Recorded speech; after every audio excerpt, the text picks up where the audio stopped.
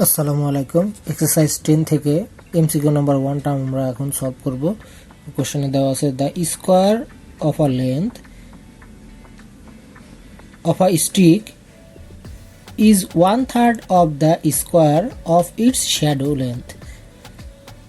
What is the angle of the evaluation of the sun at the end of the shadow? তার মানে আমাদেরকে এখানে আমরা যদি একটা লাইন আমরা চিন্তা করে নেই, যেটার হাইটটা হচ্ছে এইচ ধরে নেই, আর আমরা এই লেন্থটাকে এবি ধরে নিলাম।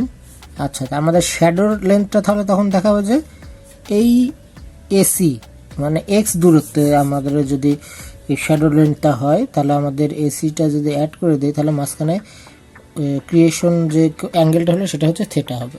আচ্ছা, তাহলে আমরা এখানে লিখি যে লেট, আমরা জাস্ট এটা যদি এমসিকিউর বদলে আমাদের অন্য মানে শর্ট কোশ্চেন আকারে আসে, তাহলে কীভাবে সলভ করবো সেটা আমরা পুরোপুরি দেখাচ্ছি। length of the bar AB equal H and length of the shadow, length of the shadow BC equal X। আচ্ছা, এখানে কোশ্চেনে বলা আছে যে স্টিকটা হচ্ছে 1/3 অফ দ্য স্কোয়ার। তার মানে আমাদের এটা এভাবে লিখতে পারি, অ্যাকর্ডিং টু দ্য কোশ্চেন আমাদের যে হাইটটা সেটা হচ্ছে আমাদের যে শ্যাডোটা আছে তার 1/3 এর square. According to the question আমাদের হচ্ছে হাইটটা হচ্ছে এইচ এর স্কোয়ার ইকুয়াল আমাদের X divided by X into 1/3 whole square. তার মানে আমরা এখানে লিখতে পারি H square equal X square divide by 3। Sorry, আমাদের এখানে একটু কিঞ্চিত ভুল হয়ে গেছে। এক্স স্কোয়ার আমাদের যে শ্যাডোটার স্কোয়ারটা 1/3। ওকে, ঠিক আছে, এখন ক্লিয়ার করে দেই।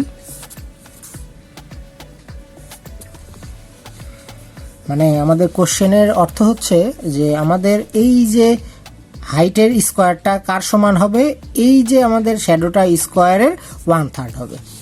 এই কথাটা আমরা জাস্ট এখানে ক্যালকুলেটিভ আকারে লিখেছি।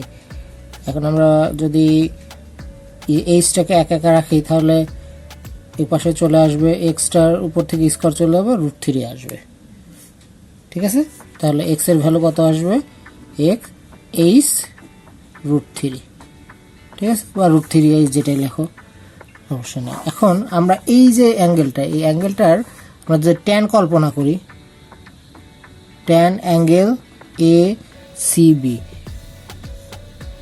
যদি হয়, তাহলে আমাদের হবে হচ্ছে হাইট ডিভাইডেড বাই আমাদের যে বেস, সেটা এখানে আমাদের এই অ্যাঙ্গেলটার ভ্যালু বের করতে হবে। অ্যাঙ্গেলটার ভ্যালু আমরা ট্যান থিটা ধরছি। এবি সমান আমাদের এইচ আর বিসি সমান হচ্ছে এক্স।